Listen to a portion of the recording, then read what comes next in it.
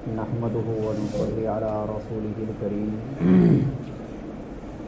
أما بعد فأعوذ بالله من الشيطان الرجيم بسم الله الرحمن الرحيم يا أيها الذين آمنوا كتب عليكم الصيام كما كتب على الذين من قبلكم لعلكم تتقون صدق الله العظيم. سامعین محترم اور معزز ساتھیوں، رمضان المبارک کا پہلا عشرہ گزر گیا، اب دوسرا عشرہ چالو ہوا اور یوں ہی ہوتے ہوتے یہ عشرہ بھی گزر جائے گا، پھر پورا مہینہ ختم ہو جائے گا. لیکن ہمیں کیا کرنا ہے؟ نظر اس پر رکھنی ہے. ہمارا مقصد کیا ہونا چاہیے، ہمارا ہدف کیا ہونا چاہیے. اللہ تعالیٰ نے روزے کا جو مقصد بیان کیا، وہ مقصد ہمیں حاصل ہو رہا ہے یا نہیں ہو رہا ہے؟ ہماری زندگی میں کوئی تبدیلی ہو رہی ہے یا نہیں ہو رہی ہے؟ ہمارے اندر انقلاب پیدا ہو رہا ہے یا نہیں ہو رہا ہے؟ یہ کمی کو تلاش کرنا ہے اپنے اندر سے، اور اس کمی کو نکال کر کے سامنے رکھ کر اللہ تعالیٰ سے مدد مانگنا ہے. اللہ کی تعالیٰ کے سامنے ہاتھ اٹھا کر دعائیں کرنا ہے کہ ابھی بھی جو کمی رہ گئی ہے، اے اللہ میں اس کو دور کرنا چاہتا ہوں، آپ ان کمیوں کو دور کر دیں. یہ ہونا چاہیے. رمضان کے آنے کا اصل مقصد یہ ہے. اللہ تعالیٰ نے جو روزے کا اصل مقصد بیان فرمایا کہ لعلکم تتقون، تمہارے اندر تقوی پیدا ہو جائے. تو تقوی کوئی ایسی چیز نہیں ہے جو عارضی صفت ہو. یعنی ایسا نہیں کہ ایک انسان ایک مہینے کے لیے متقی بن گیا، اب باقی 11 مہینے کے لیے وہ متقی نہیں ہے. ایسا نہیں ہے. یہ صفت ایسی ہے کہ اگر ایک انسان کے ساتھ یہ لگ گئی تو وہ پھر ہمیشہ متقی رہے گا.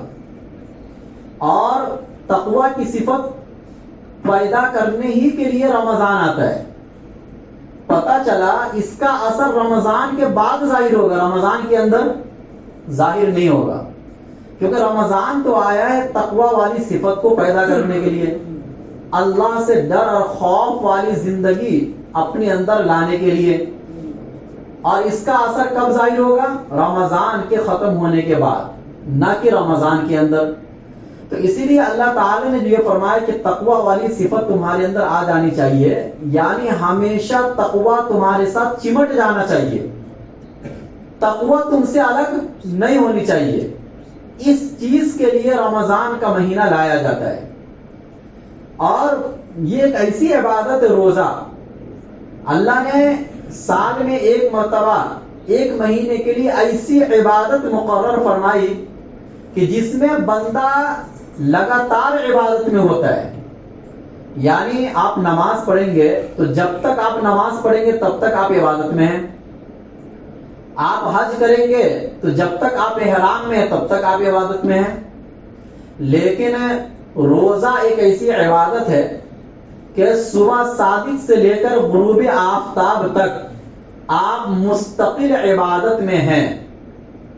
چاہے آپ سو رہے ہیں تو بھی عبادت میں ہیں، آپ کہیں کام پر جا رہے تو بھی عبادت میں ہیں، حتیٰ کہ آپ اپنی قضاء حاجت کے لیے جا رہے ہیں تو بھی عبادت میں ہیں.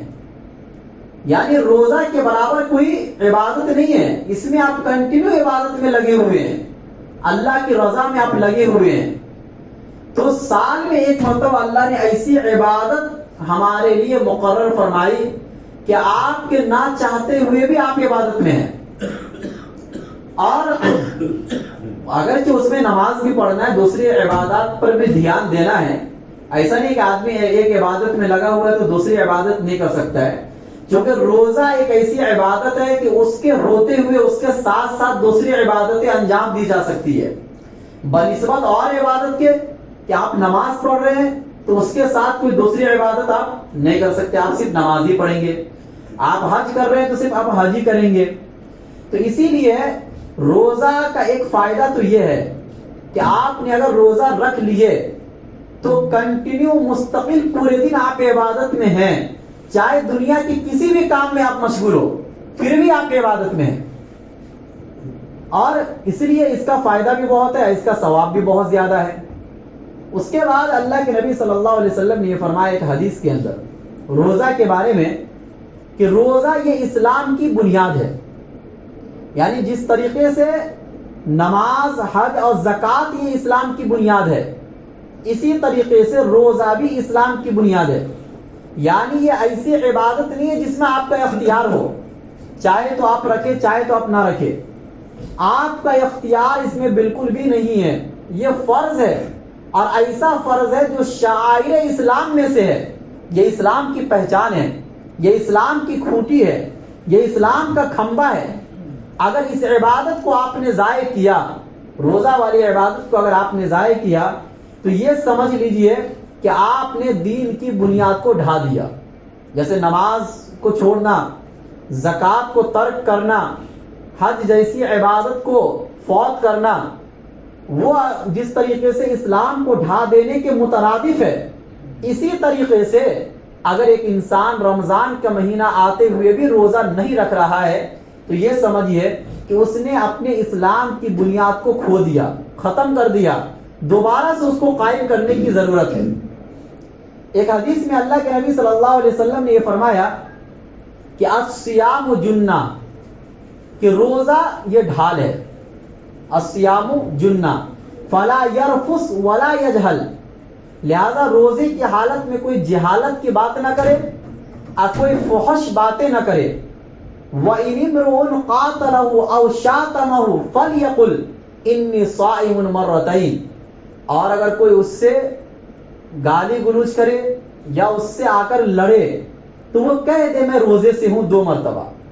یعنی اس حدیث کے اندر آپ سمجھیے اللہ کے نبی نے پہلا لفظ کا استعمال فرمایا کہ روزہ ڈھال ہے، یعنی کجنۃ احدکم من القتال، جس طریقے سے میدان جنگ کے اندر جب فوج اترتی ہے تو ایک ہاتھ میں ہتھیار اور دوسرے ہاتھ میں ڈھال ہوتا ہے۔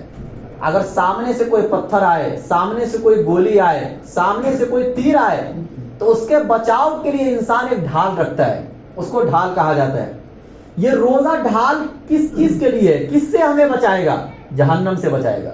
یعنی اگر آپ جہنم میں جا رہے ہوں گے، یہ روزہ بیچ میں آ کے ڈھال بن جائے گا اور آپ کو جہنم سے بچا لے گا۔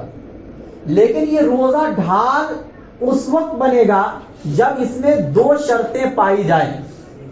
روزہ ڈھال اس وقت بنے گا، یہ روزہ آپ کو جہنم سے بچانے کے قابل اس وقت بنے گا جبکہ روزہ میں 2 باتیں پائی جائیں۔ نمبر 1، شہوانی باتیں اور درندگی والے باتوں سے اپنے آپ کو بچانا، اور حیوانی باتیں اور حیوانیت والے افعال سے اپنے آپ کو بچانا۔ یعنی شہوانی باتیں، یعنی وہ باتیں جو شہوت والی ہوتی ہے، آپ روزے کی حالت میں اپنی بیوی سے بھی شہوت والی باتیں نہ کریں۔ ایک ہوتا ہے روزے کا ہو جانا، ایک ہوتا ہے روزے کا ٹوٹنا۔ اگرچہ آپ شہوت والی بات کر لیں گے اپنی بیوی سے تو آپ کا روزہ ٹوٹے گا نہیں، آپ کا روزہ ٹوٹے گا نہیں، روزہ ہو جائے گا، لیکن یہ روزہ جہنم سے بچانے کے قابل نہیں بنے گا۔ جیسے نماز کے اندر اگر آپ نے فرائض اور واجبات کا اہتمام کر لیا تو آپ کی نماز ہو جائے گی، لیکن وہ نماز جو خشوع اور خضوع والی ہوتی ہے، جو اللہ کی رضا والی نماز ہوتی ہے، وہ تو نہیں ہوگی نا۔ اس کے لیے تو ضروری آپ خشوع خضوع کے ساتھ، پورے آداب کے ساتھ نماز پڑھے، پورے شرائط کے ساتھ آپ نماز پڑھے، تب وہ نماز اس قابل بنے گی کہ اللہ کے سامنے اس کو پیش کیا جائے۔ تو ایک ہوتا ہے کسی عبادت کا اللہ کے سامنے پیش ہونے کے قابل ہو جانا، اور ایک ہوتا ہے کسی عبادت کا صحیح ہو جانا۔ تو روزہ تو اگر آپ نہیں کھا رہے، نہیں پی رہے ہیں اور آپ اپنی خواہش پوری نہیں کر رہے ہیں تو آپ کا روزہ ہو جائے گا، لیکن روزے میں آپ شہوانی باتیں کر رہے ہیں، شہوت والی باتیں کر رہے ہیں، ہنسی مذاق کر رہے ہیں اپنی بیوی سے، دوسرے سے تو بہرحال حرامی ہے، بیوی سے جائز ہے، لیکن روزے کی حالت میں کرنے سے یہ روزہ آپ کے لیے جہنم سے ڈھال نہیں بنے گا۔ یا اسی طریقے سے درندگی والے افعال سے اپنے آپ، یعنی شہوانی افعال سے بھی اپنے آپ کی حفاظت کرنا ہے۔ شہوانی افعال کیا ہے کہ بوسہ لینا روزے کی حالت میں جائز ہے، اگر انسان کو اپنے نفس پر اطمینان ہو کہ میں اس سے آگے نہیں بڑھوں گا، تجاوز نہیں کروں گا، تو بوسہ لینا اس کے لیے جائز ہے. لیکن اگر آپ نے بوسہ لے لیا، روزہ تو آپ کا ہو گیا، لیکن یہ روزہ جہنم سے بچانے کے قابل نہیں بنے گا. تو ضروری یہ ہے کہ شہوانی باتوں سے بھی اور شہوانی افعال سے بھی اپنے آپ کو بچانا پڑے گا روزے کی حالت میں. یہ پہلی شرط ہے. دوسری شرط کیا ہے روزے کی حالت میں؟ کہ درندگی والے افعال اور درندگی والے اقوال سے اپنے آپ کو بچانا. درندگی والی باتیں جیسے غیبت کرنا، جھوٹ بولنا، یا اسی طریقے سے زبان سے جتنے بھی گناہ ہوتے وہ تمام اس میں داخل ہیں. کسی سے لڑائی جھگڑا کرنا، یہ تمام چیزیں وہ ہیں کہ اگر آپ روزے کی حالت میں یہ کام کریں گے تو روزہ اگرچہ ہو جائے گا، لیکن یہ روزہ آپ کو جہنم سے بچانے کے قابل نہیں بنے گا. اور درندگی والے افعال سے بھی اپنے آپ کو بچانا ہے. درندگی والے افعال کیا ہے؟ لڑائی جھگڑا کرنا. کوئی اگر آپ سے لڑنے کے لیے آ رہا ہے تو اللہ کے نبی نے اس کا طریقہ یہ بتایا کہ فَلْيَقُلْ إِنِّي صَائِمٌ مَرَّتَيْن. آپ یہ کہہ دو کہ میں روزے سے ہوں. آپ اس وقت جھگڑا نہ کرے. اگر آپ نے بھی جھگڑا کر دیا سامنے والے سے تو یہ روزہ ہو تو جائے گا، ثواب میں بھی کمی آئے گی، لیکن یہ روزہ جہنم سے ڈھال نہیں بنے گا. آپ کو یہ روزہ جہنم سے بچانے کے قابل نہیں بچے گا. تو ہمیں روزہ ایسا نہیں رکھنا کہ صرف ہو جائے، بلکہ روزہ اس طریقے سے رکھنا ہے کہ یہ روزہ اس قابل بنے کہ ہمیں جہنم سے بچا لے. یہ روزہ اس قابل بنے اس کے ذریعے سے ہمارے دلوں میں تقوی پیدا ہو جائے. یہ روزہ اس قابل بنے کہ اس روزے کے ذریعے سے ہم اپنے اللہ کو راضی کر لیں. اس لیے اس حدیث میں فرمایا کہ اگر کوئی آپ سے لڑنے کے لیے آئے یا کوئی آپ کو گالی دے تو آپ سامنے والے کو اس کا جواب روزے کی حالت میں نہ دے، اللہ کے لیے معاف کر دے. یہ دو خصوصیت ہوئی روزے کی. تیسری خصوصیت صحیح مسلم کی حدیث سے اللہ کے نبی صلی اللہ علیہ وسلم نے فرمایا والذی نفسی بیدہ لخلوف فم الصائم اطیب عند اللہ تعالی من ریح المسک، کہ اس ذات کی قسم جس کے قبضے میں میری جان ہے، روزہ دار کے منہ کی بدبو اللہ تعالیٰ کو مشک کی خوشبو سے زیادہ پسندیدہ ہے. دیکھیے روزہ ایک ایسی عبادت ہے جو دکھتی نہیں ہے، اور اللہ تعالیٰ روزے دار سے کتنا پیار کرتے ہیں یہ کوئی ایسی چیز نہیں ہے کہ جس کو آپ کو دکھایا جائے. تو اللہ تعالیٰ نے، اللہ کے نبی نے اس کو ایک مثال سے سمجھایا کہ دیکھو مشک کی خوشبو انسان کو بہت اچھی لگتی ہے. مشک کی خوشبو انسان کو بہت اچھی لگتی ہے. جتنا پسند آپ کو مشک کی خوشبو ہے اس سے کہیں زیادہ اللہ تعالیٰ کو روزہ دار کے منہ کی بدبو پسند ہے. اور یہ روزہ دار کی منہ کی بدبو یہ روزے کا اثر ہے. کیا ہے؟ یہ روزے کا اثر ہے. جب اللہ تعالیٰ کو اثر اتنا پسند ہے تو بذات خود روزہ کتنا پسند ہوگا. یہ اللہ کے نبی سمجھانا چاہ رہے ہیں کہ پہلے تو اللہ کے نبی نے ایک حصی مثال دی کہ جیسے مشک کی خوشبو ہر انسان کو اچھی لگتی ہے تو اس سے کہیں زیادہ پسندیدہ اللہ تعالیٰ کو روزے دار کی منہ کی بدبو ہے. اور یہ روزے دار کی منہ کی بدبو روزے کے اثر کی وجہ سے، یہ وہ بدبو نہیں کہ جو منہ کی گندا ہونے کی وجہ سے ہوتی ہے، معدہ کے خالی ہونے کی وجہ سے اندر سے جو بدبو پھوٹتی ہے اس بدبو کا یہاں پر ذکر چل رہا ہے کہ یہ اللہ کو بہت پسند ہے. تو آپ بتائیے کہ روزہ بذات خود اللہ کو کتنا پسندیدہ ہوگا. اس کا آپ اندازہ نہیں لگا سکتے ہیں، اس لیے اللہ کے نبی صلی اللہ علیہ وسلم نے اس کو نہیں سمجھایا بلکہ اس کے اثر کو سمجھایا. اس کے اثر کو سمجھایا. تیسری خصوصیت ہوئی. چوتھی خصوصیت اللہ کے نبی صلی اللہ علیہ وسلم نے ایک حدیث میں فرمایا، اور یہ حدیث قدسی ہے. یعنی حدیث قدسی کا مطلب یہ ہوتا ہے کہ بات نبی کی ہوتی ہے لیکن اس کی نسبت اللہ کی طرف ہوتی ہے، کہ گویا کہ اللہ تعالیٰ یہ فرما رہے ہیں کہ الصیام لی وانا اجزی بھی، روزہ میرے لیے ہے اب میں خود روزے کا بدلہ دیتا ہوں. یدعو شہوتہ وطعامہ وشرابہ من اجلی، یہ بندہ اپنے کھانے پینے کو اور اپنی شہوت کو چھوڑتا ہے میرے لیے. یہ کون فرما رہے ہیں؟ اللہ فرما رہے ہیں. یعنی اللہ تعالیٰ نے یہ فرمایا کہ دیکھو ہر عبادت کا بدلہ اور اس کا ثواب فرشتے لکھ دیتے اسی وقت جب آپ عبادت کرتے ہیں. لیکن روزے کے بارے میں صرف اتنا لکھا جاتا ہے کہ اس بندے نے روزہ رکھا ہے. فرشتے صرف اتنا لکھتے ہیں کہ اس بندے نے روزہ رکھ لیا ہے. اس کا ثواب فرشتے کو نہیں بتایا جاتا ہے. اللہ تعالی نے فرمایا کہ یہ روزہ ایک ایسی چیز ہے کہ یہ اپنے کھانے پینے کی چیزوں کو میرے لیے چھوڑ رہا ہے, اپنی شہوتوں کو میرے لیے چھوڑ رہا ہے, لہذا اس کا بدلہ میں اتنا دوں گا کہ اس کو میں دنیا میں نہیں بتا سکتا. یہ ہماری اور آپ کی عقلوں میں نہیں آ سکتا, اس لیے اس کا مکمل بدلہ اللہ تعالیٰ نے نہیں بتلایا. 2 عبادتیں ایسی ہیں کہ جس کا ثواب اللہ تعالیٰ نے مکمل طور سے نہیں بتایا. ایک روزے کا, اس کے بارے میں فرمایا کہ میں خود اس کا بدلہ دوں گا قیامت کے دن, اور اللہ کی ذات سے ہم ہمیشہ حسن ظن ہی رکھ سکتے ہیں, سوء ظن تو نہیں رکھ سکتے نا. اللہ تعالیٰ جب بغیر مانگے اتنا دیتا ہے, تو جب اللہ نے وعدہ لے لیا کہ میں دوں گا, تو سوچیے کتنا دیں گے. اور اللہ تو اپنی شان کے حساب سے دیں گے, ہم تو اس کا تصور بھی نہیں کر سکتے. دوسرے, اللہ کے راستے میں پیسہ خرچ کرنا, چاہے صدقات کی شکل میں ہو, چاہے زکوٰۃ کی شکل میں ہو, چاہے خیرات کی, یا یوں ہی کسی کی مدد کرنا ہو, کسی بھی لائن سے اللہ کے راستے میں پیسہ خرچ کرنے کا ثواب اللہ تعالیٰ نے قرآن کریم میں ایک تو یہ بیان فرمایا کہ 1 روپیہ خرچ کرو گے تو 700 روپے کے برابر آپ کو ثواب ملے گا. لیکن اس کے بعد یہ فرمایا واللہ یضاعف لمن یشاء, اللہ جس کے لیے چاہے گا بڑھا چڑھا کر ثواب دے گا. کتنا دے گا یہ خود اللہ تعالیٰ نے قرآن کریم میں نہیں بتایا. تو یہ 2 عبادتیں, ایک روزہ اور اس کے ساتھ اللہ کے راستے میں مال خرچ کرنا, ان 2 عبادتوں کا ثواب اتنا ہے کہ جو نہ بندے کو بھی نہیں معلوم, فرشتوں کو بھی نہیں معلوم. یہ ڈائریکٹ ہمیں قیامت کے دن پتہ چلے گا جب اللہ کے سامنے ہم حاضر ہوں گے. تیسری خصوصیت, چوتھی خصوصیت, اللہ کے نبی نے صحیح مسلم کی حدیث میں فرمایا للصائم فرحتان, فرحۃ عند فطرہ وفرحۃ عند لقاء ربہ. روزہ دار کے لیے 2 خوشی ہے, 2 خوشیاں روزہ دار کے لیے ہے.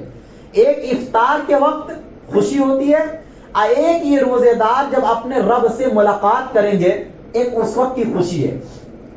یعنی ایک چیز جب آپ کے لیے منع ہو اور اچانک وہ چیز آپ کے لیے حلال ہو جائے, تو انسان کو ایک طریقے کی خوشی ہوتی ہے. جب انسان جیل میں ہوتا ہے اور ایک دن ایسا آئے کہ جیل سے اس کو چھٹکارا مل جائے, تو وہ دن اس کی خوشی کا ہوگا نا. جب آپ کو پورے دن کھانے پینے سے روک دیا گیا, اب اللہ نے کہا غروب آفتاب کے وقت جیسے ہی سورج غروب ہو آپ کھا پی سکتے ہو, تو انسان کو ایک طریقے سے طبعی خوشی ہوتی ہے. پھر وہ لذت ملتی ہے, بہت شدت کی پیاس لگی ہو, بہت شدت کی بھوک ہو, اور اس کے بعد آپ کچھ کھائے یا پیے, تو اس کھانے اور پینے کا مزہ ہی الگ ہوتا ہے. اللہ کے نبی نے فرمایا ایک روزے دار کو تو دنیا میں خوشی ملتی ہے, کھانے پینے کا مزہ, ایک طبعی خوشی جس کو کہا جاتا ہے, ہر انسان کی نیچر میں یہ خوشی موجود ہے. اور ایک خوشی جب آپ کو آپ کے رب کا دیدار ہوگا, جب ہم اور آپ کیونکہ روزہ ایک ایسی عبادت ہے جو آپ کو اس قابل بنا دیتی ہے کہ آپ اللہ کا دیدار کر سکتے ہیں. یہ روزہ ایک ایسی عبادت ہے کہ یہ روزہ آپ کو اس لائق اور اس قابل بنا دیتی ہے کہ آپ اللہ کا دیدار کر سکیں گے قیامت کے دن. اس وقت کی خوشی کا آپ اندازہ بھی نہیں لگا سکتے. دوسرا مطلب, محدثین نے یہ بھی بیان فرمایا کہ آپ جب شام میں افطاری کرتے ہیں تو انسان کو اس بات پر بھی خوشی ہوتی ہے کہ پورے دن کا روزہ رکھنا اس میں میرا کوئی کمال نہیں ہے. اگر اللہ نہیں چاہتے, جیسے آج بہت سے ایسے بندے جو صحت مند ہیں وہ روزہ رکھ سکتے ہیں لیکن اس کے باوجود وہ روزہ نہیں رکھتے ہیں, لیکن ہم اور آپ نے اگر روزہ رکھ لیا ہے تو اس بات پر خوشی ہوتی ہے کہ اللہ نے ہمیں توفیق دی. اور دوسری خوشی قیامت کے دن اس وقت ہوگی جب اللہ کے سامنے آپ حاضر ہوں گے اور آپ روزے کے اجر و ثواب کو دیکھیں گے. جب آپ روزے کے اجر و ثواب کو آپ دیکھیں گے تو آپ کی خوشی کا اندازہ نہیں ہوگا. آپ یہ سوچیں گے کہ اتنا تو میں سوچ بھی نہیں سکتا تھا, ہماری سوچ یا تصور سے زیادہ ہمیں روزے کا اجر و ثواب آج مل رہا ہے. یہ اس حدیث کے اندر اللہ کے نبی صلی اللہ علیہ وسلم نے فرمایا. 5ویں خصوصیت روزے کی, ایک حدیث میں اللہ کے نبی نے, صحیح بخاری کی حدیث ہے, فرمایا ان فی الجنت بابا یقال له الریان, کہ جنت میں ایک دروازہ ہے جس کو ریان کہا جاتا ہے. ریان کے معنی ہوتے سیرابی، یعنی اس دروازے سے وہی لوگ داخل ہوں گے جو دنیا میں جن کو روزے سے محبت ہوگی. دیکھو اللہ کے نبی نے جس حدیث میں یہ فرمایا کہ روزے دار اس دروازے سے داخل ہوں گے، اس کے علاوہ کوئی داخل نہیں ہوگا. تو روزہ تو بہت سے انسان رکھتے ہیں، تو کیا ہر انسان اس دروازے سے داخل ہو جائے گا، ہر روزہ رکھنے والا؟ نہیں. مطلب یہ ہے کہ جس کو روزے سے خصوصی لگاؤ اور تعلق ہو جائے، روزے سے ایک قسم کا محبت آپ کے دل میں پیدا ہو جائے. جیسے ایک حدیث میں اللہ کے نبی صلی اللہ علیہ وسلم نے فرمایا کہ اللہ کے عرش کے سائے میں وہ انسان بھی ہوگا کہ جس کا دل مسجد میں اٹکا ہو. کیا مطلب؟ یعنی ایک نماز آپ پڑھ کے گئے تو دوسری نماز کا آپ شدت سے انتظار کر رہے ہیں، آپ کا دل مسجد میں اٹکا ہوا کہ کب اذان ہو میں مسجد میں جاؤں. ایسا انسان اللہ کے عرش کے سائے میں ہوگا. نہ کہ ہر نمازی جو رسمی طور پر بھی نماز پڑھ لیتے ہیں، محلے اور معاشرے میں ایسا ماحول بنا ہوا ہے کہ وہ خود بخود چلے جاتے ہیں مسجد میں، لیکن وہ انسان جس کے دل میں مسجد کی محبت، اذان کی محبت اور نماز کا شدت سے انتظار بسا ہوا ہے، ایسا انسان اللہ کے عرش کے سائے میں ہوگا. اسی طریقے سے رمضان کے مہینے میں وہ روزے دار کہ جیسے اس نے افطاری کیا فوراً اس کے دل میں یہ آیا کہ جلدی سے یہ رات ختم ہو اور دوبارہ میں اللہ کے لیے روزہ رکھوں. اس کو بھوکا رہنے میں مزہ آ رہا ہے، اس کو پیاس کی شدت میں مزہ آ رہا ہے، کیونکہ یہ بھوکا اور پیاسا رہنا یہ کسی انسان کو خوش کرنے کے لیے نہیں بلکہ اپنے اللہ کو خوش کرنے کے لیے. تو گویا کہ آپ روزہ اس طریقے سے رکھو کہ روزہ رکھنے میں آپ کو مزہ آئے. جب روزے کے ایام گزر جائے تو اس پر آپ کو افسوس ہو کہ یہ دن کیوں گزر گئے، دوبارہ پھر وہ دن جلدی سے آئے تاکہ میں اللہ کے لیے پھر سے بھوکا رہ سکوں، اللہ کے لیے پھر سے میں پیاس کی شدت کو برداشت کر سکوں، اللہ کے لیے پھر سے میں اپنی بیویوں سے اور اپنی جائز خواہشات کو میں چھوڑ سکوں. اسی لیے ایسے روزے دار کے بارے میں فرمایا کہ اللہ کے نبی نے فرمایا کہ یہ ایسے دروازے سے داخل ہوں گے کہ جس دروازے سے ان کے علاوہ کوئی اور داخل نہیں ہوگا، جس کو باب الریان کہا جاتا ہے. چھٹی خصوصیت، اللہ کے نبی صلی اللہ علیہ وسلم نے فرمایا من صام رمضان ایمانا واحتسابا غفر له ما تقدم من ذنبه، کہ جو انسان ایمان کے ساتھ، یقین کے ساتھ، ثواب کی امید رکھتے ہوئے رمضان کے مہینے کا روزہ رکھے گا تو اللہ تعالیٰ اس کے پچھلے سارے گناہوں کو معاف فرما دیں گے. یہ روزے کا اتنا بڑا مقام ہے اور اتنی بڑی فضیلت ہے، ہم اور آپ اس کو یوں ہی ضائع کر دیتے ہیں. اسی طریقے سے اللہ کے نبی صلی اللہ علیہ وسلم نے ایک حدیث میں فرمایا ان فی الجنت غرفا یرا ظاہرها من باطنها وباطنها من ظاہرها، کہ جنت میں ایک بالا خانہ ہے جس کو آپ باہر سے بھی اندر کا حصہ دیکھ سکتے ہیں اور اندر سے باہر کا حصہ دیکھ سکتے ہیں، اور یہ آپ اپنی جنت کو آپ ہی دیکھ سکتے ہیں. کوئی دوسرا اگر آپ کی جنت کو دیکھنا چاہے تو وہ نہیں دیکھ سکتا، وہ صلاحیت اس کے اندر سے اللہ ختم کر دیں گے. ہر انسان اپنی اپنی جنت کو باہر سے بھی دیکھ سکتا ہے، اندر سے بھی دیکھ سکتا ہے. صحابہ نے عرض کیا اے اللہ کے رسول یہ کس کے لیے بالا خانہ ہوگا؟ اللہ کے نبی صلی اللہ علیہ وسلم نے فرمایا لمن اطعم الطعام وادام الصيام واطاب الكلام وصلى بالليل والناس نيام، یہ اس کے لیے ہوگا کہ جو بھوکوں کو کھانا کھلائے، جو بات اچھی کرے اور جو مسلسل روزہ رکھے اور رات میں اس وقت نماز پڑھے جب لوگ سو رہے ہوں. ان چاروں کاموں پر آپ رمضان کے مہینے میں بہت آسانی سے عمل کر سکتے ہیں. آپ بھوکوں کو کھانا کھلائے، آپ افطاری کے ٹائم پر آپ اپنے گھر کے لیے جو حصہ نکالتے ہیں اس میں سے کچھ حصہ غریب مسکین اور اپنے پڑوسیوں کے لیے بھی نکالے، دوسروں کو بھی کھلائے آپ. اسی طریقے سے بات آپ اچھی کریں رمضان کے مہینے میں، گالن گلوج اور کسی کی غیبت کرنا، شکوہ کرنا، یہ ساری چیزیں وہ ہیں کہ جو پہلے بھی منع ہے تو رمضان میں تو بدل اولا یہ منع ہو جائے گا. اور اسی طریقے سے روزہ تو رکھتے ہی ہیں لیکن اس کے ساتھ ساتھ جب آپ سحری میں اٹھتے ہیں تو آپ اتنا پہلے اٹھ جائیں کہ آپ تھوڑا سا تہجد کی نماز پڑھ کر اللہ تعالیٰ کو منا لیں، آپ اللہ کے سامنے دعا کریں. یہ تمام روزے کی فضائل ہیں کہ جس کو ہم اور آپ ہمیشہ سنتے رہتے ہیں، لیکن ہم اور آپ ہیں کہ اللہ کے نبی صلی اللہ علیہ وسلم اتنے فضائل بیان کر رہے ہیں، اتنی ترغیب دے رہے ہیں، لیکن ہم اس ترغیب کو لینے والے نہیں ہیں. اس لیے یہ عہد کریں، یہ وعدہ کریں کہ ہم اس رمضان کے مہینے میں جو کمی کوتاہی ہو گئی ہے 10 دنوں میں ہم اس کو دور کریں گے اور روزہ اس طریقے سے رکھیں گے کہ روزہ رکھنے میں آپ کو مزہ آنے لگے, آپ کو محبت ہو روزہ رکھنے سے. اور اسی طریقے سے پیاس جب آپ کو لگے تو پیاس کی شدت میں آپ کو اللہ یاد آئے, اے اللہ میں آپ کے لیے بھوک اور پیاس کو برداشت کر رہا ہوں. اس کے بعد پھر چند اعلان ہیں کہ دیکھیں رمضان کے مہینہ 10 دن تو گزر گئے, آج انشاءاللہ 15 پارے بھی ہو جائیں گے, یعنی گویا کہ آدھا قرآن آج مکمل ہو جائے گا.